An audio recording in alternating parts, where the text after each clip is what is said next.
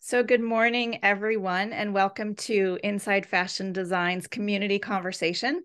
I am pleased today to be speaking with Sylvia Corvina. Did I say that? Was I close? Correa. Correa. And she's joining us from Portugal, and I'm so excited to have her. I learned recently about her work and her efforts in the sustainability space, and super inspired and very impressive the work that she's done. So thank you for joining us today. And I'll just start off by having Sylvia give a brief outline of her background because she wasn't specifically in fashion. She studied economics, she worked in banking, you've worked in marketing, events and exhibitions and fairs and whatnot. And then you, during COVID, transitioned into this business. And she is going to share with us a presentation about her business now, re.store. And so why don't we just start? Sylvia, I'll let you do a quick introduction of your background, and then we can dive into what you have to share with us today. Brilliant. Thank you so much, Britta. It's just a pleasure to actually be here and be able to share re.store's presentation, the impact that we have. So, like you said, my name is Sylvia. I'm Portuguese. I've got a degree in economics, but I've always worked with volunteer projects, and the social issue has always been present in my life. So I always wanted to work with something where I could actually bring some impact into the society and where I live in the community. So I worked in the bank, but I also worked with textiles in the textile business, but as an industry. 20 years ago, more or less, when I came back from Italy.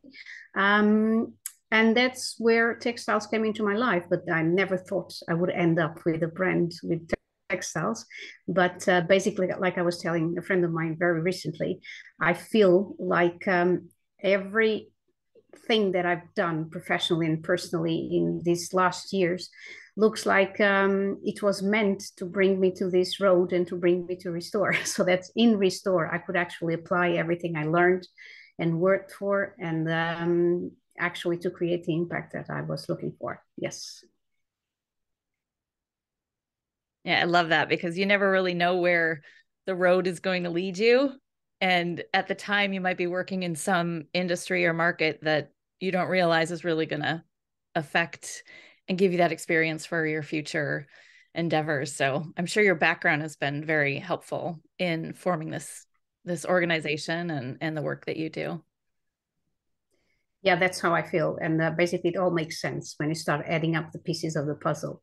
Everything makes sense when you look at re.store and see that what we've done, what we want to do, what we've accomplished. And if I hadn't been, if my degree in economics wasn't there, it would be tougher to run the organization. If I hadn't worked in marketing, I wouldn't be able to actually add that skill to the project. If I hadn't been working with textiles and knowing everything about the production of textiles in the largest home textile company in Portugal and probably in Europe, wouldn't bring me these technical skills. So everything is like an equation that brings it together. Yes. Yeah, it's fantastic.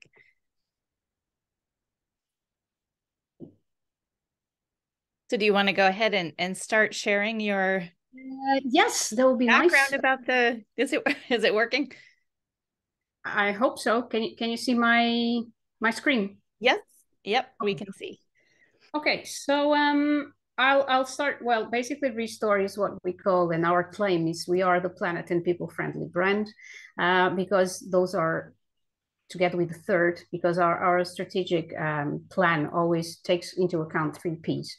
The first P is for planet, because we promote social inclusion. The second P, people, sorry, the other way around. The second P is people for inclusion, the planet, of course, for sustainability. And the third P, which is not here, but I'll talk about it later, it's called pedagogy for change. So that's what we try to do with our work. We try to bring these pedagogy into organizations and also into our clients so that they understand that they really need to change their habits and they need to be more responsible and they need to understand that we have to optimize our resources and make good use of, in some cases, we have as a waste. So I would like to try with a small video, short video in this case. Let's see if we can go through it.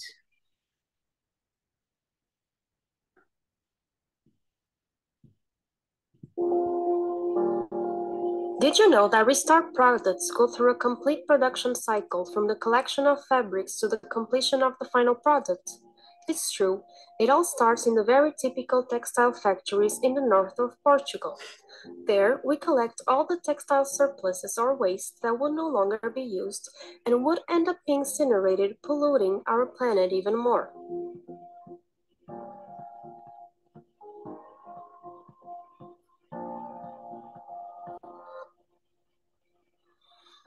After collecting these textile fabrics, we carry out their quality control and choose to make the most suitable ones to make our accessories. Once the choice has been made, it's time to distribute the material to our social partners. A very fun moment to see the desire that these unique people have to contribute to an active, fairer, and more inclusive society. From the sewing of the fabrics to the use of twine in the plantable labels that accompany each RE.store product, everything is assured by their hands.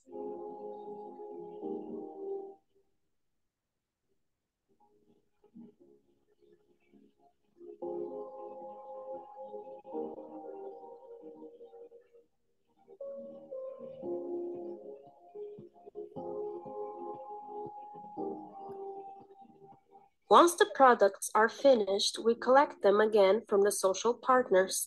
And when we arrive at the company, we check their quality and production so that we can communicate these new arrivals at our store.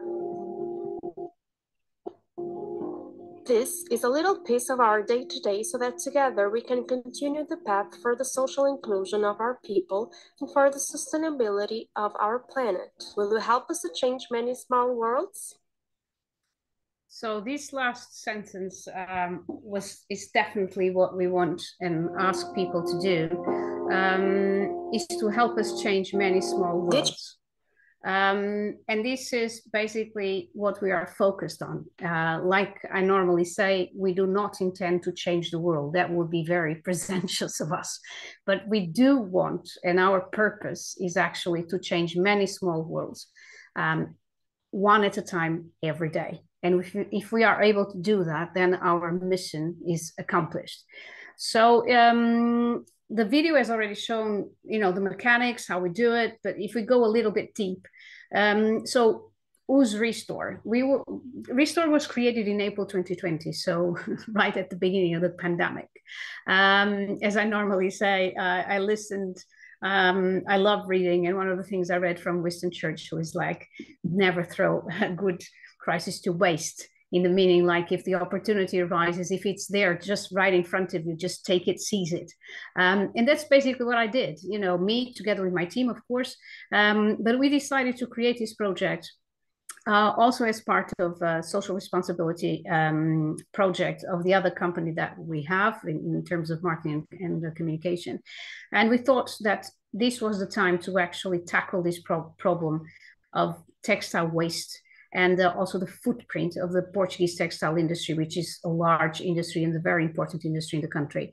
So making use of my knowledge within the industry, it was easy to actually reach out to a couple of factories and understand what they do with their waste, in the sense like leftovers, samples, color tests that didn't go well through the whole process, and what do they do with it? Because for them, it's literally something that they cannot use. So we were trying to find a way to actually transform this into products that are functional, because this is very important. Products that serve a purpose so that consumers can actually use them. And so that we also bring an added value to this chain.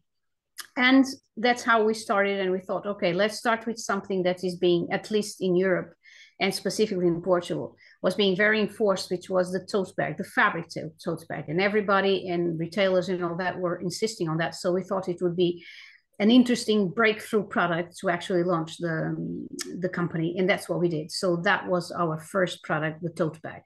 So we wanted to create something that could be unique, could be differentiated, well, hence the marketing issue. So we cannot bring a product just because we're reusing the fabrics. It doesn't make it unique, because if we don't communicate that, the people will not understand. So we needed something to actually create a concept, and that's what we did when we added the social part, because it's something that is very dear to me since a long time, since I was a scout since my 60s, 6 years old. So it brings it up to me. So I wanted to, merge the two worlds together, the sustainable and the social, and that's what we did with RE.store. We were able to actually add this and to promote this inclusion in society, the integration. Like I normally say, we teach people how to fish. We don't give them how to fish, okay? So we started with social institutions in Portugal, and this was the right move in April, because everybody was in lockdown. They didn't allow people to go in, and RE.store was one of the very, very few people, and me in particular, to be able to go in, because we were bringing work, we were bringing occupation, and we were bringing money, because once I collected the goods, it was money that they could use for a lot of purposes. But soon we were able, and the market was very generous with us, so we were able to actually expand to other clients. And social institutions were not enough for our offer, so we decided to enlarge the scope of our action. So that's when we brought in partnerships with refugees, with active aging, with other social causes that we are actually embracing. And of course, all this money, all this work is paid for, and paid in a way that is very generous, because if I did all this in a factory, I would pay less, of course, because it would be mass production, which I don't want. So how do we do this? I've already said. So we promote social inclusion through our unique people within their differences. That's how we refer to our people. We optimize the usage of the planet's resources, so we will avoid the destruction of fabrics, in this case, up to now 5.1 tons. And together with these two, we create what we call actions for pedagogy for change in various terms. So our impact KPIs in the past 30 months more or less, that's our activity range, are two main ones, which we are trying to convert also into others. So in terms of money, what have we been able to pay to our social partners? More than 50,000 euros, which is a drop, but it's RE.store's drop. And if everybody contributes with a drop to the ocean, we'll definitely have a better ocean. So we're working on this. Actually, within a month, we'll be adding some more money to this. So every time we pay our social partners, this number increases. This is also a visible fact. So 5.1 tons of repurposed fabrics from the Portuguese textile industries. So everything that we buy and repurpose, of course, we add it to the list so that we can actually communicate what we're doing in a very objective way. We are working in a process with one of the factories that we want to also to transform this into two other KPIs. One of them is like water use. So if I had to produce 5.1 tons of fabric, how much water would I have to invest in this process? And this way I can also tell the RE.store community, like we were in your case, gallons of water, so that it didn't go to waste as well. So we started with just one product, like I said, so the tote bag, but now we have in our portfolio more than 18, sorry. Most of the products, come from us in terms of creativity, but one of the things that I love is that a lot of them have been created in a co-creation process, because our tribe and people around RE.store and that meet RE.store, they feel entitled, and rightly so, to actually come to us and say, what if we did this product, because it would be nice, because you could use it. And this for us is absolutely fantastic, because it means that our tribe feels like RE.store is also their brand. And that's exactly what we do. I normally say, okay, I created the name, I created the concept, but re.store, I mean, it's not my brand anymore for a long time. And that's really what it should be, because it's a community brand. So from shopping bags to beach bags, backpacks, iPad bags that we do, eyeglass or cell phone bags as well. We have soap and shampoo bags made from terry towels, which is also a very interesting trend from now, because everybody's using, I don't know in the US, but I think so as well, the solid soaps, both for the hair and so I think it's something that brings a lot of value to the table. Another thing that is very so important in terms of impact is these facial cleansing discs. Because if you buy our set, which brings like a little pouch and 5 of these discs, I mean, they last for more than 2 years. So you're saving all those cotton pads for more than 2 years, okay? Because you can wash it you can wash it both by hand or in the washing machine. So it's really important. We also work with terry necessary bags, coming out of towels, multi-use bags, padded necessary bags, which is one of the latest products added to the portfolio, and was very, very interesting product for the Christmas, also cosmetic brands that wanted to do the coffrets. And so instead of using paper and plastic boxes, they used our nécessaire, and this way they put the products inside and they were able to offer it as a gift as well. We also have aprons, door hangers for hotels, which are really nice, up in the doors. Well, beach pillows that are also very nice. The beach pillows actually was a very interesting creation process, because last year, actually 1 year today, I started the Santiago Camino. I don't know if that says you guys, but I would imagine so, because I found a lot of Americans on the way. Yes, so I want to do that. It's on my bucket list. Okay, so actually I started it 1 year today, now that I'm thinking about it. So I needed to be very careful with what I would carry on my backpack, because every ounce counts. And I didn't have like a small pillow to stay in the hostels, or just, to stop on the way to read, to whatever. So I decided to actually add this. And it was really interesting, because it's very light, it's very small. You can actually put it in the backpack.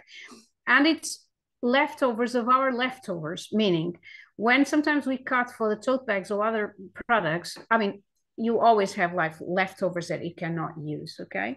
So we always keep that and say, okay, what are we going to do this? One day I'll come up with something. So this was the something. And inside the filling is a very interesting process as well, because we have a duvet or eiderdown company that I know, also here in the north of Portugal. And when we go there, every time they do a duvet, they have to finish the duvet. There are like 10 centimeter, I don't know in inches, but something like that comes out of every single meter that they do in terms of eiderdown. And that's literally incinerated. And that's like a polyfill or something, isn't it? Yes. So, but high quality, because I mean, this is everything for exports, which means that everything is certified and needs to be, very carefully taken and all that. So what we do, we take that little fabric, like 10 centimeters fabric with a filling inside. We take the filling and we use it for products like the pillow. So we're bringing added value to the textile chain as well. So we started with fabrics, now we have the fillings, and we have many other things that are coming up now. The buttons, also the straps that now I found also a factory that creates a lot of straps and other things for home textiles that you include in the products. So they have loads of leftovers, defects, but also 10 meters of that, 20 meters of that, and they have like a whole bunch of things just there collecting dust. And so I arrived there, and for me it's Christmas. Okay, like, wow. Okay, I want that. Load up the truck. Yeah, exactly. For them is like, are you sure you can't take a little bit more? And I go like, well, it's okay for now, I'll just check it. Come back tomorrow. Yeah, and the great thing is that it brings also a design issue, because before I used to work just with these straps, made of cotton fabric, organic cotton. So if the product was black, I would use this. If the product was a printed one, I would use this also, okay? But now I'm able to actually do a mix match and include a design value, and making it look even nicer, so that consumers feel even more appealed to actually buy the product. It's also important because it makes the brand more attractive in terms of design, and that's also something that we incorporate. And it's another thing that is very important, is that we include our partners in there. So for instance, we take the fabrics, we take these straps with different colors, and then we say, okay, now you're going to creatively put them together. So we are stimulating their creative process as well. We don't want to do it alone. We don't want our partners just to be people who make things. We want them to be part of the whole process, of creation process as well. Okay.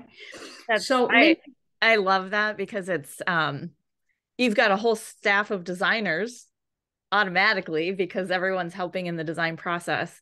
And I think when they see the results of their work and what they've finished, there's so much more like love and excitement about that, because they were involved in the whole process, instead of, like you said, just here, sew this, this whole stack of bags. Like you're allowing that each person to have a stake and a part in making the product. And I think that just adds so much more love and care and value, like you said, to each piece. Every piece is kind of customized artisan type of product. And then you're using, when you have all the different scraps, they could all look different too. Like, each one can be unique because it's got slightly different print or a portion of the fabric that's left over. And so all those are really neat attributes that are in your product. Yeah, I can actually let you in a very sneak peek of something that we want to do, which is a t-shirt collection with all the small scraps of fabrics that we have. And we're going to let the creativity up to our social partners. We're going to tell them and go through the concepts, but the creativity, like where do I put this or that, and it's going to be up to them. So like you said, and rightfully so, your t-shirt will never be the same as mine, because it's got incorporated into it something that somebody actually wanted to look at, and somebody who actually designed it in their mind and wanted to do it differently. And that's one thing that is very important that you said, Britta. In the institutions, we saw that, for instance, if you're doing tapestry, which is very common in a social institution, to teach kids how to do that, it takes like sometimes up to a month or even more to actually see the final product. By the end of 1 week, they're literally frustrated because they can't see the end to it. It's very hard. So with our products, after a maximum of 30 minutes, they have the final product in their hands. So that brings a lot of satisfaction, like, I did it, this is mine, And when you do that, they actually go like, can I see it on Facebook? Are you going to post it? Then they go, oh, this is mine. Oh, I loved it. And and this brings a lot to the equation of the feel-good sensation, I normally say that I owe a lot of hours to my bed, and every time my bed winks at me and go like, hey, miss, there's a couple of hours missing, and I go like, shut up, every time I go and see these kids, and these older seniors that are now working with us as well. And you see the satisfaction and the glow in their eyes because they're contributing and they know it's going to be part of something. And they go to the website and they show their friends, their family and all. It's so great because, like you say, it's a tender engagement, and then they're able to actually see the final product. So that's so great. Yeah, so rewarding. You had shared with me previously that there was a woman that was in her 80s and she had always wanted to sew and never had the opportunity. And now she's one of your makers. And so isn't she now like training people, or she's doing so well and loving it so much? Yeah, and she embroiders as well. She's a perfect embroidered. Actually, I'll show you at the end. We generously call her Auntie when she allows us. But yeah, that's a fantastic thing, and that's one thing that we're very proud of, is actually to bring this joy into our seniors, because they have so much to give. They have still so many dreams to fulfill, and sometimes we forget about that. Quite honestly, I don't know there, but here, I mean, we always think about volunteering projects and bringing this social thing into the equation for children. We're very worried about children. Of course, they're the future. But I'm very, how should I say? I love the fact that we're able to bring this into our seniors, because I always remember my grandmother, that she was always very active and very knowledgeable. And to throw away this knowledge just by thinking that they can't do anything else, that's it, that's the end of the road. It's so bad. And we're able to bring so much more and get so much more from them, because they do it in a genuinely way. So for instance, this lady, I don't know if I told you, but what they're going to do with the money that we're paying them, this group, because this group has 6 ladies. One of them has got Alzheimer, another one dementia, another one has mobility problems. But then there's this lady that she's just 85, you know, she's perfectly fine in her health. I mean, mentally, she's so active. So she told me, and she said, okay, we decided as a group that with the money we're going to get from re.store, we're going to on a trip to Fatima, which is a religious center here in Portugal, right? And then she looked at me with a very, very specific glow in her eyes, and she said, and we're going to stay at a hotel, because we never slept in a hotel. So this was just, I think in all the rewards I've had with this project, I mean, I think this is the one that actually touched me more deeply. Because we take it for granted. We take it like, oh my, such a normal thing for, you know, most of us to sleep in a hotel, because, you know, it's part of it. And then just being able to provide this to this lady and these ladies, it's just something that you say like, wow. Yeah, you've given them a whole new meaning and purpose. And yeah, it's just gives me goosebumps to think about. So it's the first time she's going to travel and stay in a hotel. It's going to be the biggest treat of her life. Yeah. So this is the KPI we cannot measure, okay? But it's a story that needs to be told so that people understand what re.store. re.store is also this. Actually, in essence, that this is what re.store is, okay? So we're changing many small worlds, and that's what we're trying to do in very different aspects. Definitely are, yeah. Yeah.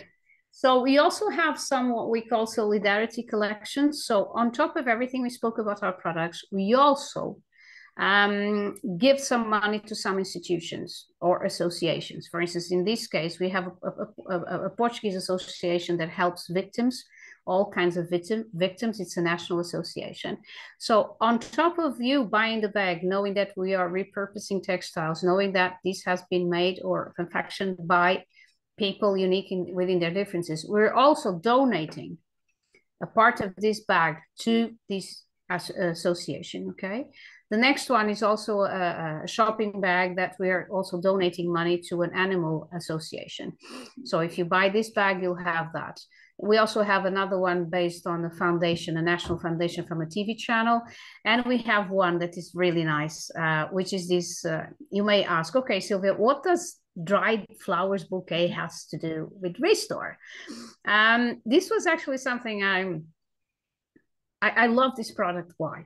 First, if you buy dry flowers, they last. I love flowers. I love plants. But I know that 1 week, maximum 2 weeks, except for orchids, I mean, they're gone. And then you say like, oh, okay. So in this case, we have something that lasts. The paper comes from a textile process called sublimation. And the paper is literally incinerated like tons every day. Okay, so the paper that is wrapping it is from that, and the bow is leftovers from textiles. So I think I have one here. See? So you have the paper that goes around it, like with small. This one actually doesn't have a motive; it's gone. But you know, see. So we're not buying paper; we're reusing it, and then we have the bow that comes from like little straps that we can't use anywhere else. So we make a bow out of this, and of course the label that you can plant explaining the process. And on top of this, we also donate a part of this value to a local association that is helping to feed a lot of families that need that kind of care. Okay. So where are you getting the dried flowers from? Are they kind of like leftovers from a flower shop, or a local florist that we met in another project? She's such a lovely lady. She's very, very, she pays a lot of attention to details. She's got fantastic social how do you say, approach as well. She's always willing to help others. So it's that thing that I told you before. I mean, every road takes you to the right people, right? Like when you start all these things, people start, coming to you, or you meeting people that are, in within your wavelength. In this case was, well, that's her name. Yeah. And so I came to her and I said, I have this crazy idea. And she goes, tell me. Like, okay, really, you having crazy ideas, fine. So I told her, and she said, oh, that's a lovely idea. That's really nice. So I bring the paper and the bows to her and everything. She only, composes the bouquet, and then all the rest is supplied by us. But it's a lovely product. Like I said, if you come out of the box, you don't have just to limit yourself like with what would be expected from RE.store, which is textiles. No, you can actually add these things as well, and bring the social equation into it, because you could ask, yeah, this is nice in sustainable ways. What about the social? Since I didn't have the social part, I added it by donating part of it to a social association. So it's there. Those are the two elements that can never fail in a RE.store. Can I ask you a question about, from a business point of view, are you a non-profit or you're for profit? We are a company in Portugal. For instance, in Spain, you can actually have a company like ours, what we call like a social innovation company, and you have some fiscal benefits. In Spain, you have that, for instance, but in Portugal, no. It's like a normal company. So we decided to create a company for fiscal purposes, but also it will be easier to run. But at the same time, because I also want to tell, I won't say the world, because once again would be presumptuous, but Portuguese in our case, to tell that you can actually run a company like ours, make a difference, be profitable, and there's no shame in say, okay, I make a profit of this, but the difference is I make a profit with a purpose to actually give it back to community, and knowing like, what can I do with this? Okay, because the purpose of RE.store. But at the same time, telling people that you can actually have a company like this and make it in a way that doesn't leave out of charity, or doesn't leave out of just, funding or whatever. No, you work your way through together with your partners. And that's the best thing, because they feel that as well. Yeah. Yeah. I think there's something to be said for the saying of people, planet, and profits. Like you want to still make a profit so that your business is successful, the people that you're paying is successful, and it goes down the chain. Like you said, every little thing makes a big difference down the road, and domino effect. And then as long as, sorry. I was just going to ask, so when you work with these specific organizations, how do you just arrange something like, say, we're going to give you 10% of every purchase back, or do you have to go through that whole process with them? And does that make that more difficult, like business wise? Because you have so many different, say you have 4 or 5 or 6 organizations that you're working with. Are they each different, and you have to do like some sort of contract agreement? How does that arrange? We have a protocol with which one of them, mostly because it says that they're able to work with us, technically, because that's important. Because like I said at the beginning, our product needs to be robust, needs to be functional, and if it needs to be reliable. Because if you buy a tote bag that goes bad after you go the first time to the supermarket, you say, okay, this is nice to help this social issue, but that's it. I've done my part. We don't want that. quality is poor. So this means that technically I have to validate, and also important because you're bringing this also to their houses, telling them that it's important to be aware of the details. It's important to be aware that you're just a cog in the machine, in the sense like, if you do something wrong, this will affect the business. This will affect the chain. So we need to be ready to accept, what we need to change, what we need to improve. So there's, once again, pedagogy in the middle and telling them how to integrate. In terms of business model, we don't work with percentages. We work with what we call with work, in the sense like, the only thing that they do is the makeup. Okay, they confection the products, and we pay them for that work. Okay, so at this stage, okay, you make 500 bags. If we pay in Portuguese terms 1.15 euros per each bag, so you just multiply that by 500 bags, and that's what you will pay. So you worked, you carried out a task, and you're being paid for it. In the protocol, we have a list of what we pay per each product, and if they agree, then they're able to work with us. What I do, for instance, with the energy crisis and a lot of things happening in inflation and all that, I tried, of course, to adjust some of the prices I was paying according to of course, the business model, because the only thing that you actually make use when you're making our product, most of all, is electricity, because of the sewing machines. So that's the thing where you have most of your impact, right? So I'm also being attentive to that, and trying to, be as fair as possible, because that's the purpose. It's for people to feel comfortable with us. Because if they don't feel comfortable with us, there's no point in working with us, So yeah, the business model is that, okay, we agree on the sum that they're going to receive for their work. We pay for it, even if we don't sell, of course. That's why I say it's a guaranteed income, because you work, you paid. If I don't sell it in my website, well, tough luck. That's my problem. That's where you come in as the marketing genius to get them sold.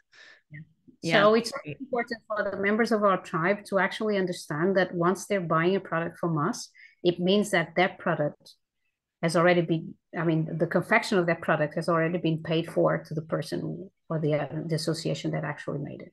That's also something, part of the transparency that I was going to say before.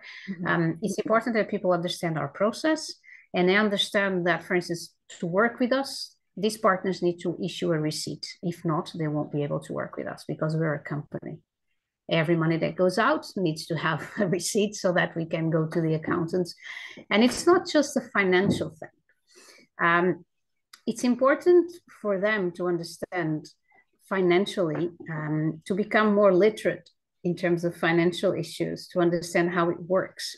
Even for instance, people that are here under the status of refugees, for them to be able to give back to Portugal, because we welcome them, and we were able to give them something for 2 years, but then for them to go to our finance system, to be able to enroll, pay taxes, and being able to sign a receipt, for them it's just something. And if you do that, for instance, like we have people from Syria, Afghanistan, where normally we know that women do not have that role. And when they come to Portugal, and they're normally the ones enrolling in the Portuguese finance system and actually signing the receipts, this is woman empowerment. It's something that I never thought re.store would be able to contribute to. But then, as we go along, we keep adding these things to the project, which is just unbelievably rewarding. It's really nice. You maybe are going to get to that in one of your slides coming up here, but I'm so curious how you, number one, how do they find you, or you find them? Because I'm sure they're scattered all over, and then getting them up and running with, a sewing machine, or going to a location where they can sew. And maybe you're going to get to that part, but I'm really curious how that all works. We have both. They arrive in the country and may not have any idea, or maybe even don't speak a common language. So how are you, Google Translator is my best friend. No, but you know, I don't know in US, but here most of the refugees come through specific associations that actually orient them, and even before they arrive to the country, they do a fantastic job in trying to find them a house, a job, you know, a community to belong to, that kind of thing, so that you know the shock won't be that big. So, for instance, I work with two associations in specific here in my hometown, Braga. So they know the work we're doing. So every time they know that a family is arriving that has some skills in terms of sewing, they immediately call me and they say, look, a family is coming and they have this potential and they've worked. Can you help? So the only thing I do, I have like a kit that I have prepared. So I leave the kit with them to see if they can do the tote bag. And if the tote bag is according to our specific requirements, immediately we consider them as a partner for our products. And then we start with the basic, which is a tote bag, but then we try to bring some difficulty into the equation in the sense, or I won't say difficulties, I would say an upgrade, because sometimes for them a tote bag is really basic, and so we want them to feel motivated. So we bring other products, we bring a new development. If I feel that the person is technically valid, if I have an idea for a product, then I come next to them and say, okay, in paper, I want this, this, and that. What do you think? And so they actually bring their contribution to that. So that's one of the ways. Another way is for me to do an active search within our network and our website as well. If you go to our website, there's a part there that says, if you want to be our social partner, please enroll here and let us know your data. And then we contact them as well. So, but of course, at first was a bit difficult because I had to knock on many people's doors. But now that we have results and, you know, luckily, well, not luckily, because we work a lot for this. You work very hard. Yeah. Yeah. You know, people actually call us and they say, oh, we have this, would it make sense for us to work together? So I never say no. I always listen and I tell them what I need. And then they tell me, okay, at this stage we can't, but probably within 3 months we'll be able to talk again. Or I try to bring them solutions. For instance, imagine there is a social institution. They have everything, including the sewing machine and the I don't know if the word is threads. Yep. Okay. That's right. But they don't have anybody to actually handle the sewing machine. And the first thought that they have is like, we can't work with re.store. And I normally say, why? Mm-hmm. Oh, because I mean, we have everything, but we don't have anybody that we can put in the sewing machine. And I said, okay, just go to the local mass and tell people that you need a volunteer. You know, because all the process can be done without. I normally say in a tote bag, I can incorporate 8 people in different tasks. So incorporate 7, and then the 8th person just to sew, just bring somebody that is related to the institution or somebody who lives there, or actually somebody that is from the community, most probably at home, that wants to do something and contribute and doesn't know where. So in Portugal, we do a bit of, I think you guys do the same, you know, the priest is very much your networking facilitator, like, okay, put it together. So I always try to bring solutions into the table when they say, oh, we can't work with you because we don't have that skill. And I go like, okay, either we can't. So I always say like, okay, either I bring my aunt. She used to be a fabulous, and she still is a fabulous seamstress, but she's retired now. But every time I need somebody to go with me to train, she comes with me. And either I do that, or like I said, we find a volunteer. And sometimes you don't even know. I mean, you just pop the question and say, okay, does anybody know how to sew? And normally somebody goes like, oh, I do. Oh, I didn't know you did. So, you know, it's a very interesting process. Yeah. So yeah, that's also something that we try to bring, is for people to understand that you can't just bring problems into the table. Just go and find the solutions, or at least people that have that attitude that will help you to bring some solutions into the table as well. Yeah. So I don't know if I answer your question. Yes. Okay. Yeah, that's okay. Amazing. So we also have re.store paper. I mean, less impact, I would say, but we work with postcards that are made with leftovers with fabric leftovers, and also with the paper leftovers from a local printing house. We also make envelopes. All these are made by hand. Because we also wanted to include guys, okay? Because if you go to a social institution, normally they don't want to be involved into the sewing process. They don't want to be the sewers, yeah. Oh. So we wanted to build, bring an opportunity for them to also be part of RE.store, and that's how we found it. Wrapping paper, for instance, this paper, okay, very quickly. So, and you in textiles, you know what I mean by sublimation. So basically we have loads of factories here, and this paper, once its function is fulfilled, they're literally not thrown away because legally you can't, but a company comes, this is actually from a factory, from a friend of mine. And every month he has like tons and tons of paper once he's printed everything, mostly apparel. And this company, this big truck comes, takes this, weighs, and says, okay, it's X euros for me to take this and incinerate. So he has to pay to get rid of the waste. So every time I go there and I open my car and say, okay, just put it in there. And he goes like, okay, good. You're saving him money. Yeah. So, it's a win-win thing. And at the same time, every time he goes into our website and he goes like, okay, I'm also part of this solution, which is something that we always do also to our partners. We always give them a spotlight, in the sense like, okay, these are the factories that are working with us and believe in our project and actually trust us, because that's also, also need a trust capital to actually bring everybody to the equation and to believe in what you're doing. So what we have more here, so very quickly, so why do we consider us as sustainable? So okay, we reuse leftovers and waste from the production. Our brand label is actually woven with recycled polyester yarns. The customized message is also printed with this thermal sublimation technique with water ink to make it more planet friendly. Our straps are made with 100% organic cotton, or with leftovers and samples from other factories as well, what I said before. And the paper label, a customized one, is plantable. Why? Because it's made from cotton waste and plant seeds.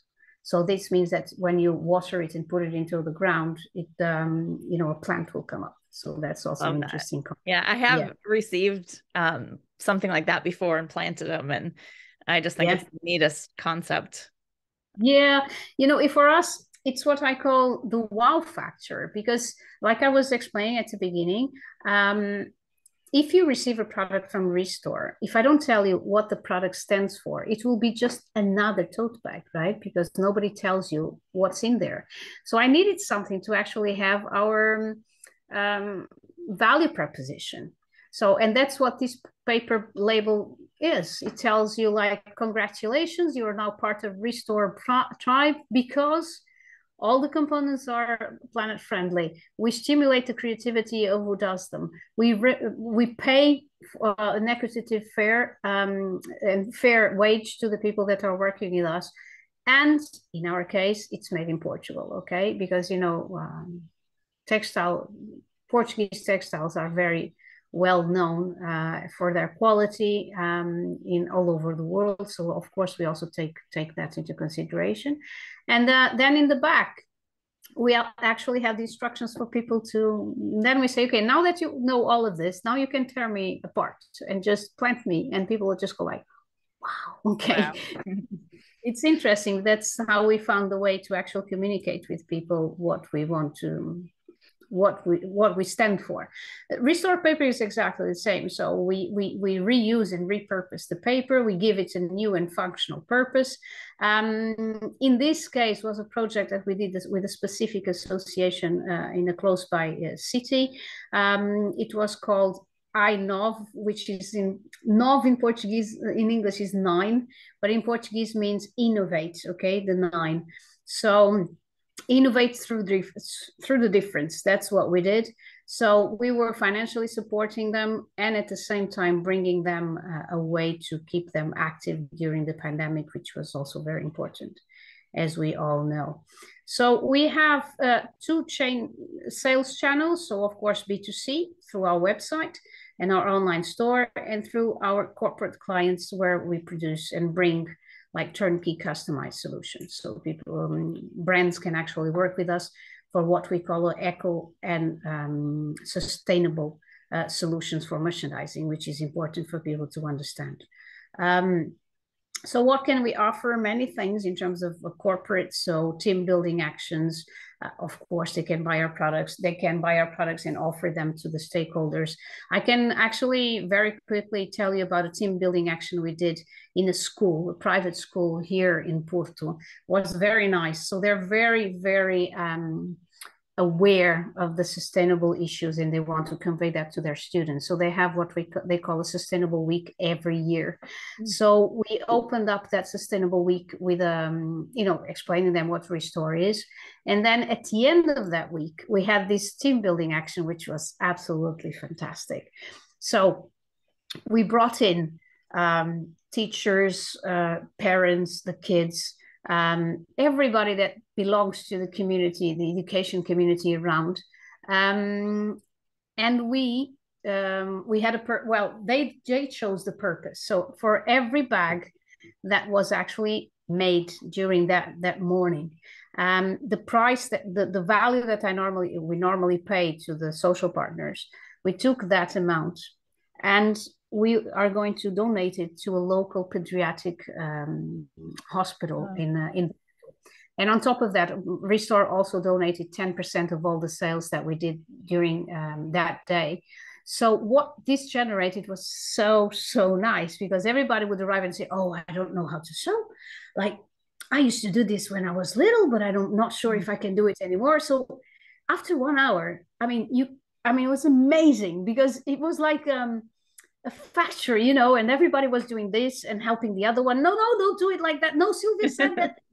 Yeah. At the end, you had like 2 packed rooms of people making their own bags, knowing that the money would go into this pediatrics aisle, and actually within 2 weeks we're going to hand over that money. So this is a team building action where you work your skills, you work your socials, you bring volunteers, because some of them brought their aunts or brought their nannies or whatever there, because they knew how to sew. They did everything except that. And you had boys as well doing that, which was really nice. And they were able actually to choose the fabric and choose the accessories. And I want my straps to be that way. So it's really nice. And that's what we're trying to bring into organizations as well. So that's a very nice action.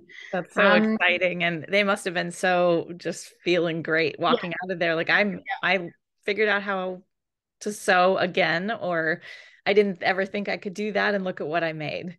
Yeah, and that's one thing that we did with the little kids. This was actually really nice. We worked with two classes of kids, like their age range was between, I don't know, 8 and 10, I think, 8 and 10. So the challenge was, remember that postcard? So we gave them like a clean postcard. We had loads of fabric, scraps all over there. And we just told them, okay, the purpose is for you to create a postcard. Whatever you want, just put it in there, with fabrics, with a design, whatever. And in the back, you're going to write a support and positive message for a child that is in the hospital. Oh, but we don't know the child. That's the purpose. So write like an imaginary friend. Just I don't want you to imagine you being in this place or her place, but, just something nice. Just something nice. Imagine that. Yeah. So at first they were like, "Oh, I don't know what to do." So we were able to make 75 of those postcards. Some of them, I must tell you, Britta, that was like, "Okay, I want to hire you as a design very soon." They did so well. Creative, it's just unbelievable. We were like, "Wow!" And then those that said, "Oh, I don't know what to write." Then you start reading those messages. And you start crying, because you go like, oh God, they're so pure. And Yeah. yeah, we've taken a picture of all of them, and those postcards are going to be handed over to the kids also in pediatrics. So Amazing. yeah, so they have this friend. I mean, it's such a nice and very simple action that they were able to understand empathy, which is very important. And we're also able to bring into the equation the fact like, okay, see the things that you normally look at as trash, that's not trash. That's something that we can do something with Made it. something Just beautiful out of it. Yeah. Yeah. so once again, our tribe, we have the corporate market, we have the public sector as well, schools and universities. Luckily, we keep adding people to these elements and people and also names and logos, which is very important for us. Once again, our purpose. So we want to change many small worlds, one at a time, of course, but every day we need to do that every day. That's the spirit. I get up in the morning every morning. So the team, I mean, we're a very small team, but very, very, very driven and very motivated. So me as the idea creator, João is the creative guy, Isilde is the community manager, and Madeleine is the graphic designer that has just started with us recently, but she's completely with the RE.store spirit. So like I said, very quickly, so I'm a trained economist, I'm a passionate marketeer, I think you've noticed that. I'm a social entrepreneur at heart all the time, but most of all, I think that all this led to this last one, which is the positive impact creator. That's what I really identify myself with.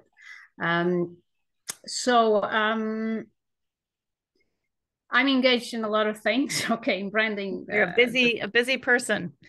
I am a busy person, yeah. On top of this, and my most important role is I'm a mother. So that's my most important one. Number one. Yeah. And that's one of the reasons also why I think I created RE.store, because it's very important for us to feel like we're doing something that we can leave for the next generation, say, I tried. That's important for my daughter to know that her mother tried. That's, I think, the best thing that you can give her.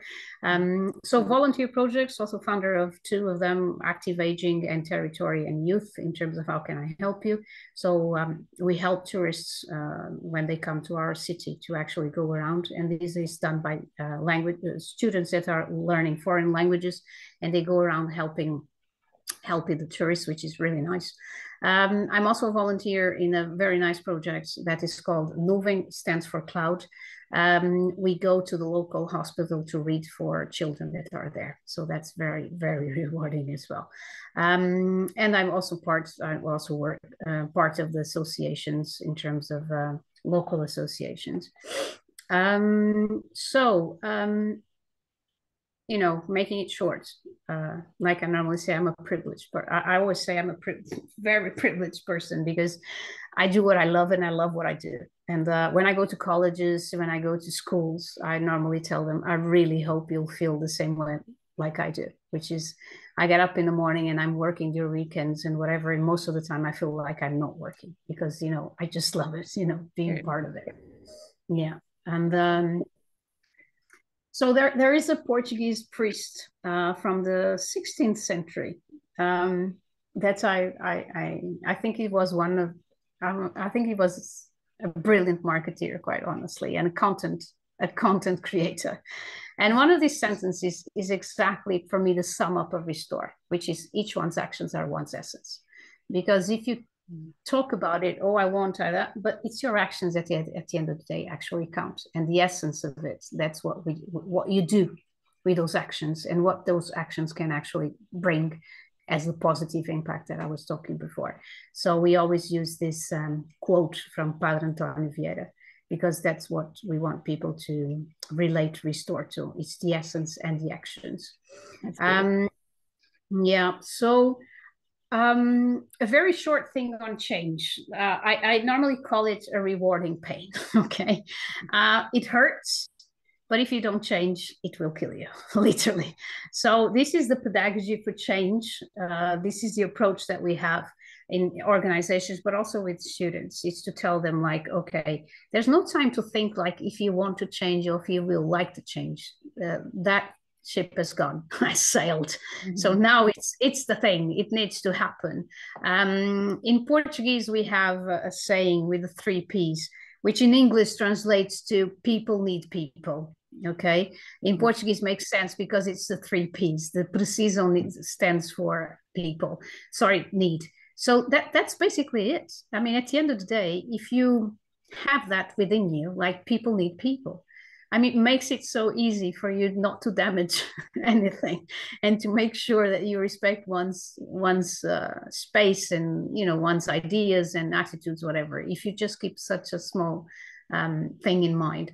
In terms of corporate social responsibility, I also try to bring re.store into companies and tell them that this does have and can have and should have an impact on clients, on workers, on investors, on local communities, most of all, but also, of course, environment and the society itself as a whole.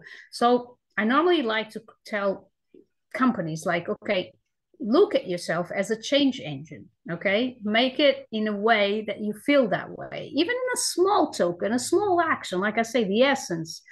Don't think like to be socially responsible, you need to invest millions in like electrical cars or solar panels or this or that. No, it's day-to-day things that you can actually make a difference.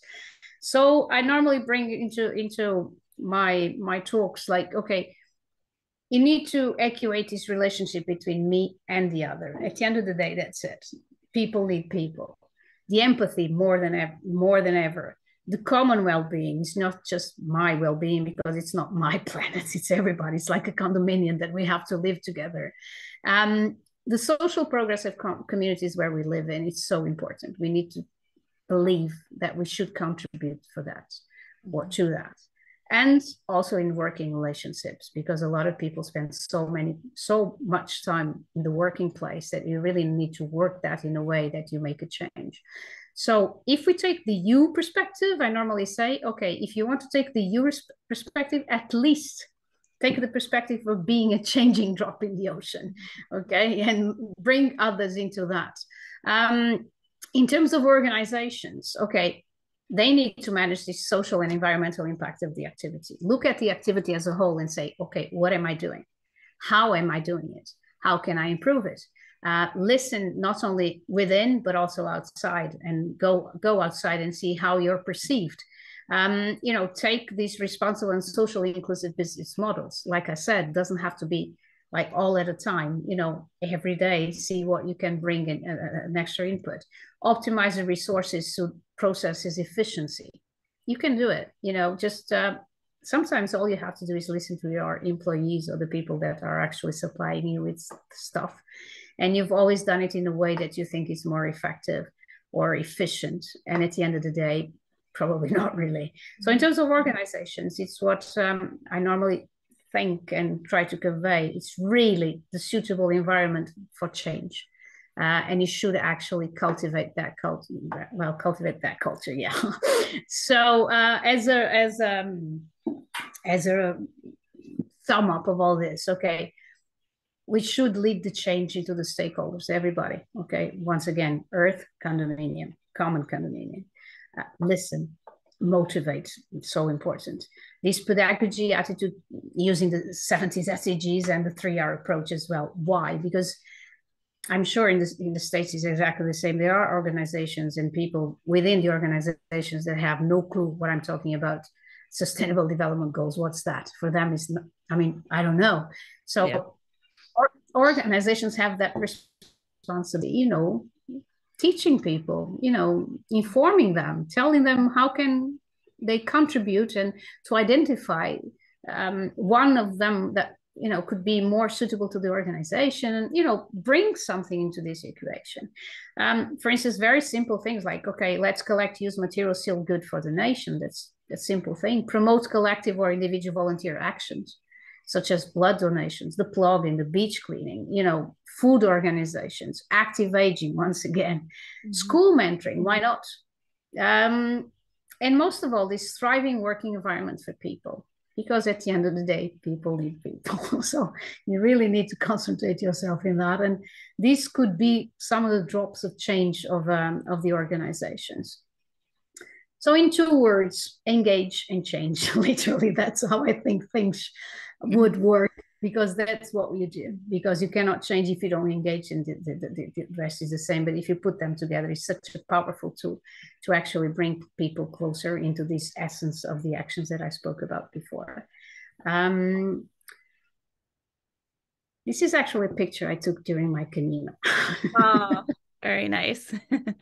I love it because it really portrays everything that you bring. It's like, are you willing to cross? Are you willing to cross into your, some of your uncertainties? What's on the other side? What kind of tools, what kind of backpack do I have to actually cross this? I mean, will it wait? I mean, there's so many things in this picture that you can actually bring. So this is another quote that I love from a Portuguese author that says, destiny defines, but the rest is up to me. I mean, something that always guided me since I found, well, I think it always guided me, but I didn't have a sentence to actually put it into words. But since I discovered this and I read him when I went to college, this has always been just in front of me all the time. Like, okay, there are loads of things and variables I cannot control. I cannot, but what I do with those, that's up to me. Yeah. Exactly. So this I loved. That's fantastic. And you've proven that you've done that. You took all your past experience and all of that knowledge and created re.store out of that. And it's amazing what you've done. And I think you're just proof that making those tiny steps, like I'm envisioning you in the beginning of this, making a zillion phone calls, because you're trying to find people to get fabric from, and then you're trying to figure out who's going to make it and how are you going to drive. You need a truck to go get this, and then you have to bring it. Like, all of those things that you went through were just phone calls that you took it upon yourself to just inquire. You're just asking these questions. And from all of that work that you did, even though I'm sure it was hours and hours and I'm sure it was difficult, it's not that hard to ask the question, right? Like, it can't hurt to ask the question, what can I do? So what can I do with those scraps? Who can I give it to? And over the course, I don't know how long all of that took you to really get it up and running, but you made it happen. And I think everyone can do that little step, even if it's just a little bit of a inquiry or a question, or like you said, just volunteering, and all of those little steps make a big change. Yeah. So that's you've proved that it can be done, and you're making a big impact. So. Thank you so much for those words, because it really summarizes everything that you said. And on top of that, everything that you said at the beginning was done during the pandemic. So that was a challenge. But you gave yourself a purpose, and you gave all the other people that you were contacting a purpose, so that you were engaging them in ways that they couldn't normally. What were we all doing? Sitting around watching, TikToks or whatever, YouTube videos, and you gave purpose to all those people that got involved. So that was again, an amazing, very impressive feat, and just love what you're doing and very inspired. Okay. Thank you so much, Rita. That means a lot to me, because, being just a couple of miles away. just over the ocean. Just that. But, it's just like, we said before. I mean, if you think alike, if you're committed to a common purpose, you will find the people that have this common purpose like you have, even if it's on the other side of the ocean, because that's how it should be, bring people together with the will to actually make a difference. And I guess that's how we were brought together, which I'm really happy. Yeah, well, I so appreciate your time. And here you can see on screen ways that people can reach out to you. And I know you're very open and willing to talk to people about projects and shipping things all over the world and whatnot. So I would encourage anyone that's interested, buying a product, reaching out to you for a potential, collab project, private label, things like that. Are all, yeah, wonderful ways you can connect and help you, continue on this journey. So I have in my shopping cart on the RE.store website several items. So I'm going to be placing an order, and I can't wait to see. They look gorgeous on screen, and I read some of the reviews, and everyone's just, so impressed with the quality and when they receive their order. So I'm looking forward to getting that. And again, thank you for your time. It's been wonderful to meet you and get to know you, and look forward to working with you on other things in the future. And I encourage, again, like everyone to reach out to Sylvia here on the screen, or her contact information, or just Google RE.store. I'm sure you'll find it. And thank you for your time, and I'll let you go. I know it's nighttime there. Yes, and thank you so much for the opportunity. It's been great, and a great talk. And once again, I feel very privileged to get to know people like you and your organization, or what you're doing as well. So thank you so much for that. Yes, and I hope love to share those stories. Okay, thank you. Okay, good night and be well. Okay, thank you. Bye-bye.